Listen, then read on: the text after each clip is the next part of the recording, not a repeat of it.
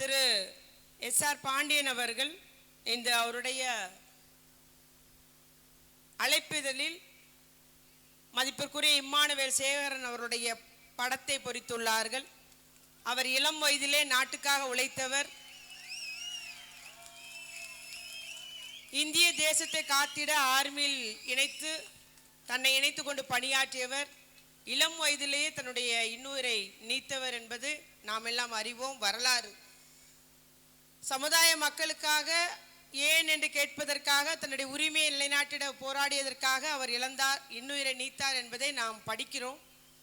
ஆகவே அவருடைய வழியிலே அவருடைய படத்தை பார்த்தபோது அவருடைய வழியிலே அவரை முன்னிறுத்து தம்பி எஸ்.ஆர். பாண்டியன் அவர்களும் செயல்பட்டு வருகிறார்கள் என்பதை நம்மால் அறிய முடிகிறது. பொதுவாகவே தூத்துக்குடி மண் வீரம் செறிந்த மண்.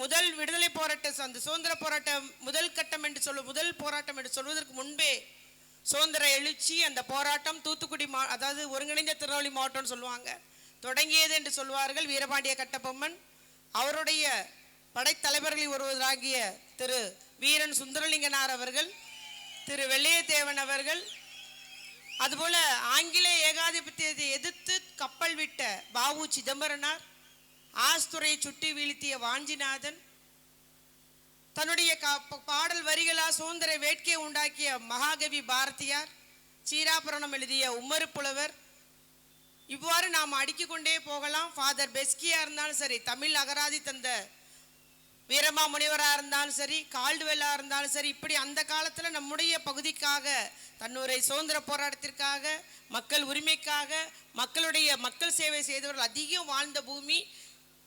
அதிக சுதந்திர போராட்ட வீரர்களில் தமிழகத்திலே எந்த மாவட்டத்தில் அதிகம்னா தூத்துக்குடி, அதற்கு அடுத்தாற்போல் ஈரோடு, இந்த 2 மாவட்டம் தான். ஆகவே அப்படி ஒரு வீரம் செறிந்த மண். ஆகவே இந்த மண்ணில் உரிமைக்காக எப்பொழுதும் போராடக்கூடியவர்கள், போராட்ட குணம் கொண்டவர்கள், ஏன் எதற்கு என்ற கேள்வி கேட்பவர்கள் அதிகம் உண்டு. அதிகம் கல்வியாளர்கள் உண்டு, சிறந்த கல்வி பெற்றவர்கள் உண்டு, உலகெங்கும் பரவி உள்ளவங்க இருக்கிறாங்க. அப்படி சிறப்பு வாய்ந்த நம்ம மாவட்டத்தை சார்ந்தவர் தான் தம்பி எஸ்.ஆர். பாண்டியன் அவர்களும். தன்னுடைய இளம் வயதிலே தன்னுடைய சமுதாயத்தை சார்ந்தவர்களின் உரிமை நிலைநாட்டிட வந்துள்ளார்கள்.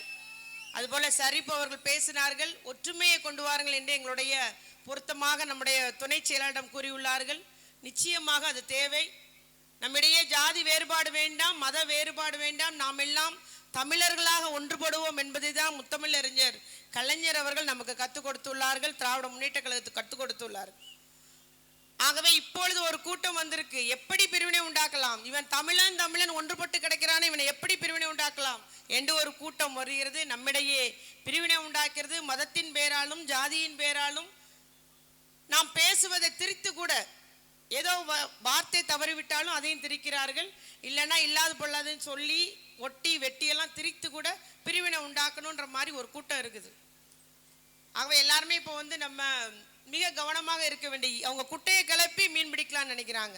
எப்பவுமே நாம் எல்லாம் சுயமரியாதை மண்ணு, தந்தை பெரியாரால் புடமிடப்பட்ட மண்ணு, பேரறிஞர் அண்ணாவால் பண்படுத்தப்பட்ட மண்ணு, முத்தமிழறிஞர் கலைஞர் அவர்களால் இந்த அளவுக்கு பண்படுத்தப்பட்ட மண் என்றால் அதை யாரும் மறுக்க இயலாது. ஏன்னா அந்த அளவுக்கு உரிமை நிலைநாட்டப்படுகிறது. கடந்த வெள்ளி என்று கூட நம்முடைய தளபதியார் என்ன சொன்னார்னா, காலங்காலமா இதுவரைக்கும் ஆதிராடவருக்கு என்ன கட்டி கொடுத்த வீடுகள் பழுதுபார்க்கப்படாமலே இருக்கிறது, இந்த முறை நாங்கள் பழுதுபார்க்கணும்னு அறிவிச்சிருக்கிறார். மிகப்பெரிய அறிவிப்பு. மத்திய அரசிட்டம் அக்கா எத்தனை முறை சபையில் பேசியிருப்பாங்க கேளுங்க, எழுதி கொடுத்துருப்பாங்க. ஏன்னா ஒன்றுமே நிதி கிடைக்கல, கடைசியில் தமிழக அரசே செய்யும்னு அறிவிச்சிருக்கிறார். ஆகவே இந்த மாதிரி நம்முடைய அண்ணல் அம்பேத்கர் பேரில் ஒரு திட்டம் இருக்குது, தொழில் முனைவோர் திட்டம். ஆட்டோ வாங்கலாம், பெட்டிக்கடை வைக்கலாம், பெரிய வேன் வாங்கலாம், டிராக்டர் வாங்கலாம். என்ன தொழில் நீங்கள் ஆதிராவிடர் மக்கள் என்ன செஞ்சாலும் சரி, பட்டியலின மக்கள் என்ன தொழில் செய்ய முன் வந்தாலும் அவர்களுக்கு அதில் மானிய கடன் வழங்க வேண்டும் என்ற ஒரு புது திட்டம் நம்முடைய தமிழகத்திலே செயல்படுத்தி வருகிறார் முதலமைச்சர் அவர்கள். அத்துணை அதற்கு ஆதரவு இருக்குது.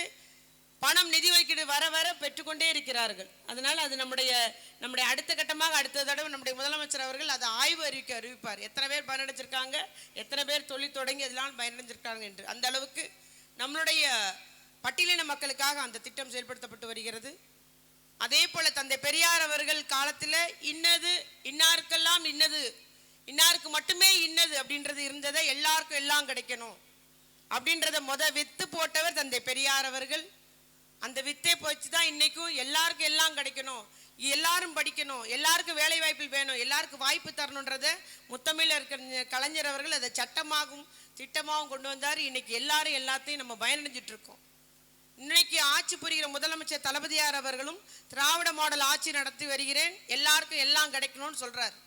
அதை தான் அவர் தாரக மந்திரமாக வச்சு எல்லாருக்கும் எல்லாம் கிடைக்கணும் அந்த திட்டத்தை வச்சு அவர் செயல்படுத்தி வருகிறார். அதிலும் குறிப்பாக பெண்களுக்கு தான் அதிக முக்கியத்துவம். மகளிருடைய பொற்காலம் தளபதியார் ஆட்சி என்று சொல்லலாம். ஆகவே நீங்களும் நம்முடைய தம்பி அவர்கள் இன்னைக்கு வந்திருக்கிறாரு. எங்க பிரச்சனை இருக்கு, எங்க நம்ம சமூக ஒற்றுமை உருவாக்க முடியும், அக்கா இங்க பிரச்சனை இருக்கு, நம்ம சமூக ஒற்றுமை உருவாக்கணும். வன்னியரசனை கூப்பிடுங்க, திருபுவன் காந்தியனை கூப்பிடுங்க, அக்காவை கூப்பிடுங்க, நம்ம அவர் அண்ணா KM ஷரீஃபை கூப்பிடுங்க. நிச்சயமாக சமூக ஒற்றுமை உருவாக்கியே ஆக வேண்டும். நாம் எல்லாம் தமிழர்கள் என்ற உணர்வு கொள்ள வேண்டும்.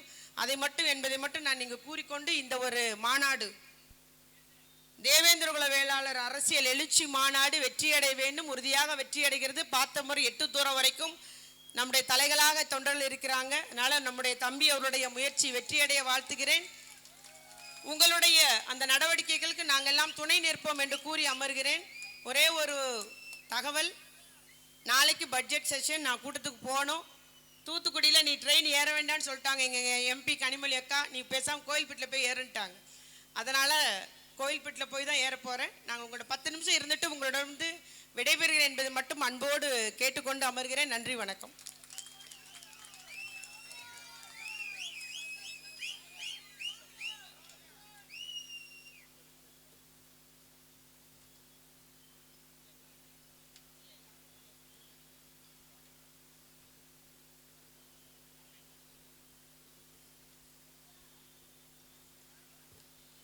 கும்பகோணத்தின் அரசியலை மிக சிறப்பாக நடத்தி கொண்டிருக்கின்ற எங்களோடு நீண்ட காலமாக அண்ணன் KMSோட அரசியல் பயணங்களை ஒற்றுமையோடு செயல்படுத்தி கொண்டிருக்கின்ற தமிழர்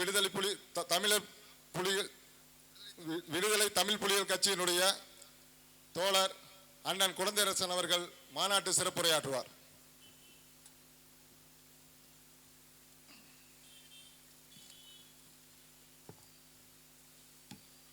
தேவேந்திரகுல மக்கள் முன்னேற்ற பேரவையின் சார்பில் முன்னெடுக்கப்பட்டிருக்கிற இந்த வரலாற்று சிறப்பு வாய்ந்த தேவேந்திரகுல வேளாளர் அரசியல் எழுச்சி மாநாட்டை தலைமையேற்று நடத்தி கொண்டிருக்கூடிய தேவேந்திரகுல மக்கள் முன்னேற்ற பேரவையினுடைய தலைவர், என் அன்பிற்கும் பாசத்திற்கும் உரிய தோழர் SR பாண்டியன் அவர்களே,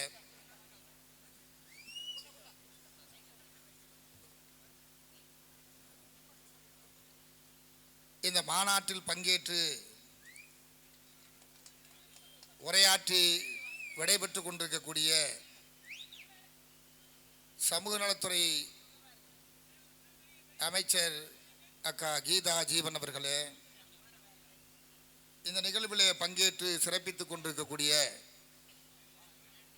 தமிழக மக்கள் ஜனநாயக கட்சியினுடைய தலைவர் அண்ணன் KM ஷரீஃப் அவர்களே, விடுதலை சிறுத்தைகள் கட்சியினுடைய துணை பொதுச் செயலாளர் அண்ணன் வன்னியரசு அவர்களே, தமிழ் புலிகள் கட்சியினுடைய தலைவர் அன்பிற்குரிய தோழர் நாகை திருவள்ளுவன் அவர்களே, மே 17 இயக்கத்தின் ஒருங்கிணைப்பாளர் தோழர் திருமுருகன் காந்தி அவர்களே, தாய் தமிழர் கட்சியினுடைய தலைவர் அன்பிற்குரிய தோழர் PM பாண்டியன் அவர்களே, தேவேந்திரகுல மக்கள் முன்னேற்ற பேரவையினுடைய மாநில மாவட்ட அனைத்து மட்டத்திலான நிர்வாகிகளே, இந்த நிகழ்ச்சியை ஒருங்கிணைத்துக் கொண்டுக்கூடிய அன்பிற்குரிய தோழர் சண்முகராஜா உள்ளிட்ட இங்கே பெருந்திரளாய் திரண்டு தம்முடைய அரசியல் உரிமைக்காக பங்கேற்று சிறப்பித்துக் கொண்டிருக்கக்கூடிய என் இனமான தமிழ் உறவுகளே, தொப்புள் கொடி சொந்தங்களே, உங்கள் அத்துணை பேருக்கு என்னுடைய அன்பான வணக்கத்தை தெரிவித்துக் கொள்கிறேன். இன்றைய நிலையில் சமூகங்களுக்கான இடையிலே இருக்கக்கூடிய பிரச்சனைகளை தானாக அது பூத்து பிரச்சனையாக உருவாகி நம் முன் நிற்கவில்லை. சில அரசியல் காரணங்களுக்காக அது உருவாக்கப்படுகிறது என்பதுதான் எனக்கு முன்னால் பேசிய அண்ணன் KM ஷரீஃப் அவர்கள் முன்வைத்த கருத்து. சாதி மத வேறுபாடுகளை கடந்து தமிழர்களாய் நாம் நிற்க வேண்டும், சமத்துவத்தை உருவாக்க வேண்டும், சமூக நீதியை படைக்க வேண்டும், அதற்கான அரசியலை முன்வைக்க வேண்டும். அடித்தட்டில் உழைக்கிற சாமானிய மக்களாக இருக்கக்கூடிய ஏழை